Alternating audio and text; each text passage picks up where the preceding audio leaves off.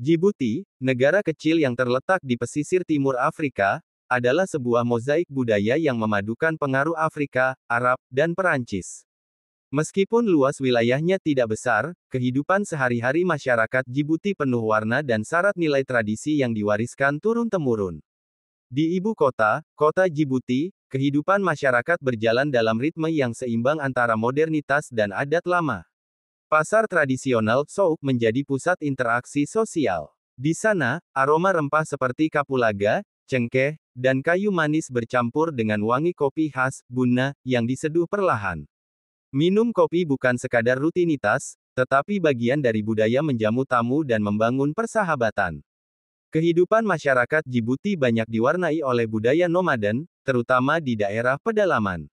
Klan-klan suku Afar dan Isa masih mempertahankan tradisi menggembalakan kambing, domba, dan unta, serta tinggal di rumah tenda portable yang disebut akol.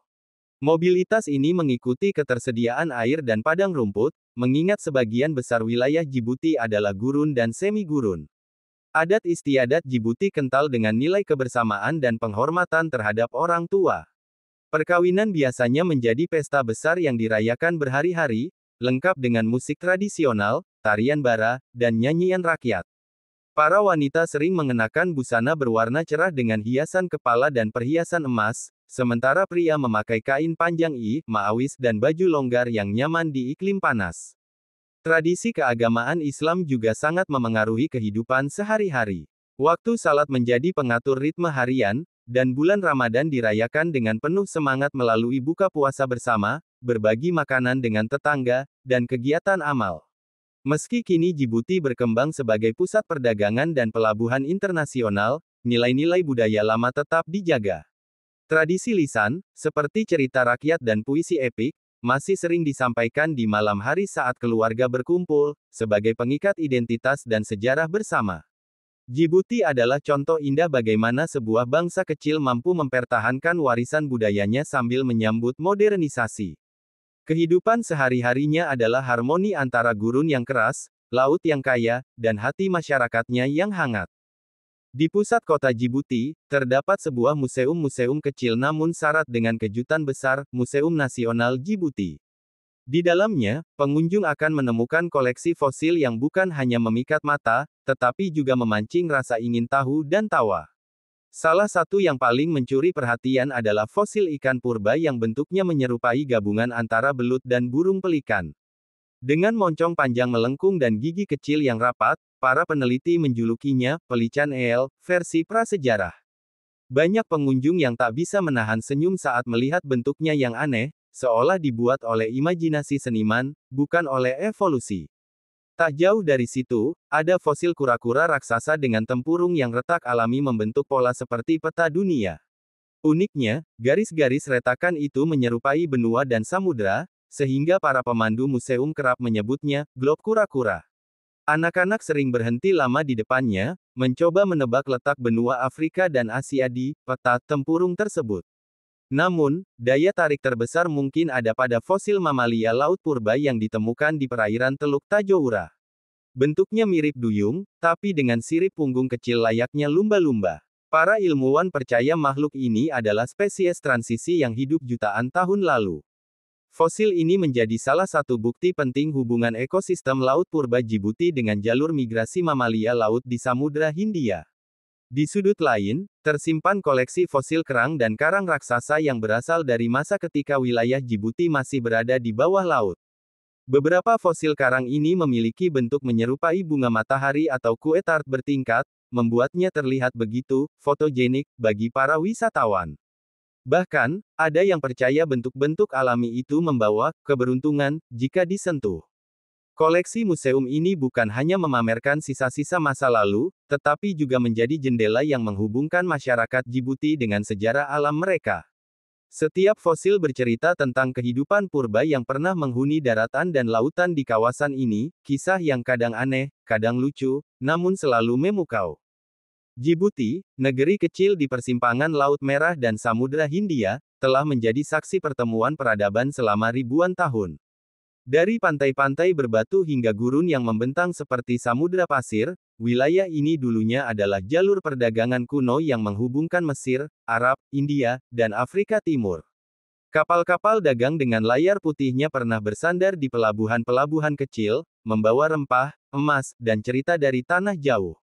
Pada abad pertengahan, Djibouti menjadi pintu gerbang ke Kekaisaran Aksum dan jalur ziarah menuju Mekah.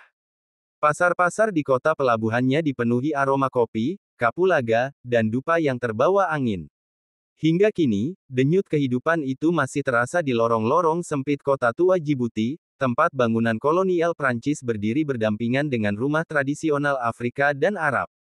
Kini, negeri ini menjadi magnet bagi wisatawan yang mencari pengalaman otentik, menyelam di perairan Teluk Tajoura yang dihuni hiu paus, menjelajahi danau asal, danau garam terendah di Afrika dengan warna air biru zamrud, atau mendaki gugusan batu vulkanik yang seperti permukaan planet lain. Di setiap sudut, sejarah dan keindahan berpadu, menyambut para pelancong dengan pesona yang tak lekang oleh waktu. Konon, berabad-abad lalu, sebelum pelaut asing menginjakkan kaki di pesisir Djibouti, ada seorang putri cantik bernama Yasmina, putri dari kerajaan kuno yang berdiri di tepi Teluk Tajoura. Kulitnya berkilau seperti pasir emas, dan matanya biru sedalam samudra.